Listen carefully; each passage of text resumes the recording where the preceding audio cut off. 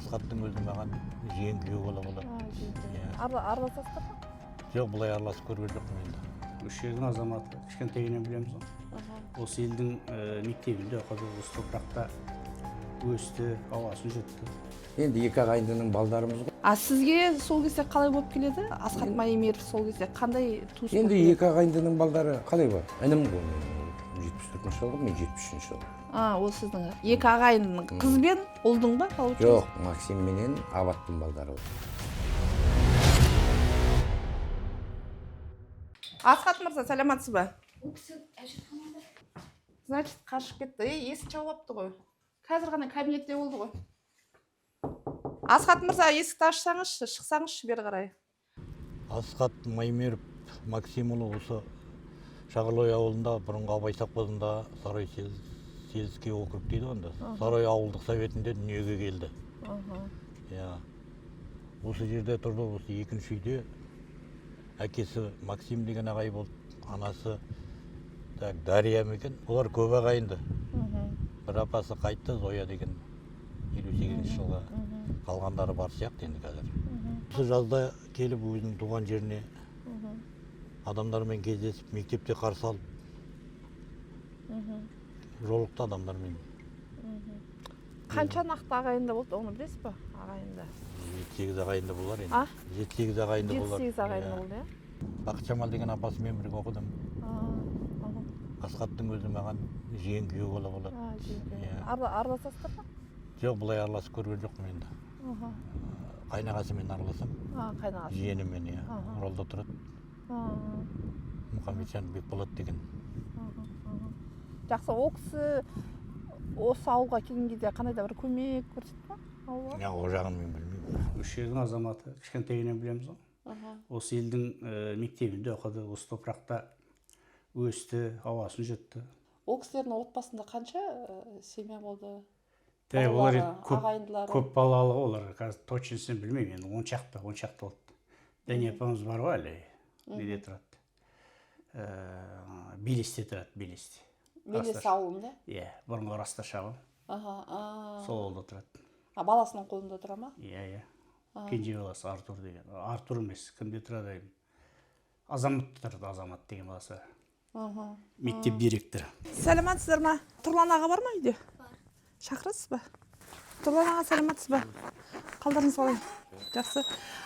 Мен аты жөнім ана Мадина Жатқанбаева, помните, журналист қыз? Ақа Сатпаевтың ісі бойынша көтеріп жүрдім ғой. Асхат Майемиров жан жақты алмады, екінші жақты сұрамады деп бізді жазып жатыр да. Екінші тараптан сұрамай ма, бүткіл ақ қарасын депші. Содан кейін біз келген, мен соған арнайы осы Оралға сізбен өзіңізбен жолықсам ба деген ғой.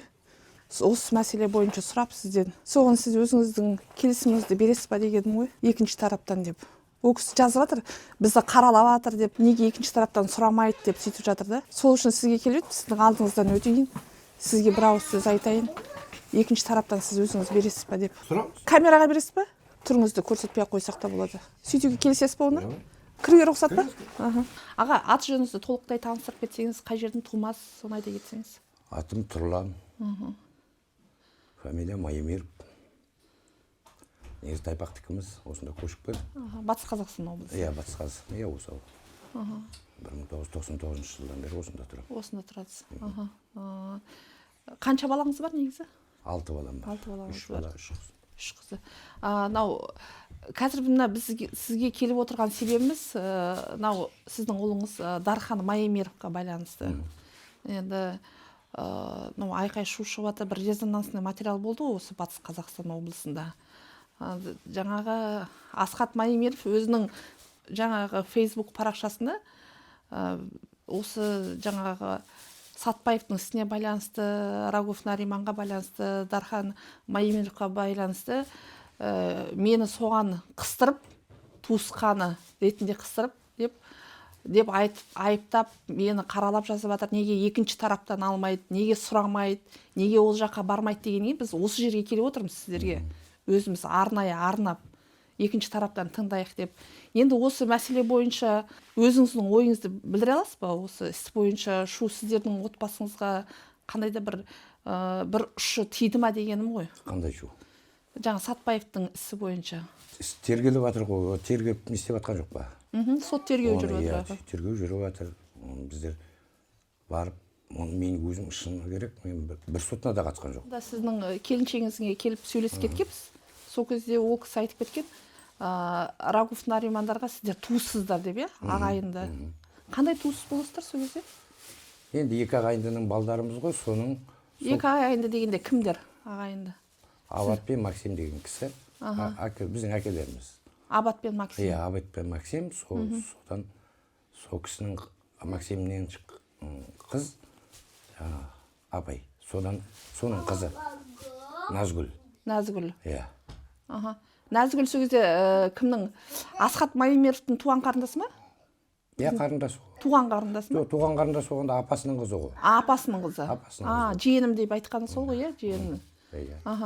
Сізге сол кезде қалай болып келеді? Жаңағы Асхат Майымеров сол кезде қандай туыс болып Енді келеді? екі ағайындының балдары қалай бар? Інім ғой менің, ол 74-ші жылғы, мен 73-ші жылғы. Ол сіздің екі ағайынның қыз бен ұлдың ба, получается? Жоқ, Максим менен Абаттың балдары. Абаттың ба? Сіздің әкеңіздің аты қалай сол кезде? Абат. Максим этот. Аталарыңыздың аты кім?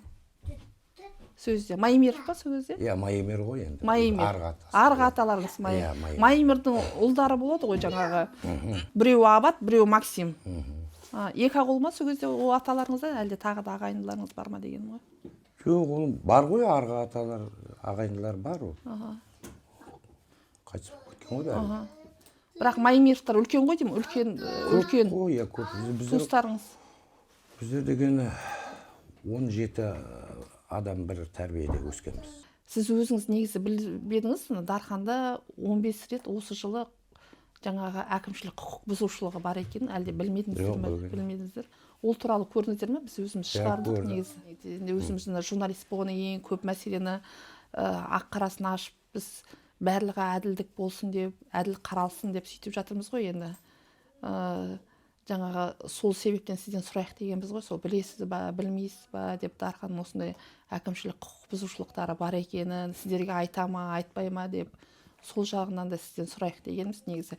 Айта ма негізі осындай бір? Жоқ, ештеңе. Ештеңе айтпай ма? Сабақтан шығып кеткені, не үшін шығып кеткені деген сияқты. Жаңағыдай анықтама қағаздар беріп жатыр, теріс анықтама қағаздарын беріп жатыр да. Жаңа участковыйда берді теріс анықтама қағаз. Оқу орындарда да теріс анықтама қағазы беріп жатыр. Соны сұрап жатырмыз ғой. Сізден жасырама деп сұрап жатқанбыз. Әкесі болған соң қорқады да, жасырады да. Кім мен бұзық жасадым деп айтады. Қызды ұрғанын да білдіңіз ба? Білдім, оны сосын білдім. Ол жағынан. Енді қыз баланы ұруға, қол көтеруге ол негізі дұрыс емес қой. Дұрыс емес ол. Енді бірақ ана қыздікі де дұрыс емес қой енді. Армысыздар, құрметті көрермен, біз бүгін Батыс Қазақстан облысына келіп отырмыз. Белес ауылында Сатпаевтың ісі бойынша сол жерде жәбірленуші болып келген Дархан Майымеровтың әкесімен қазір жолығып сұхбатын алып кеттік.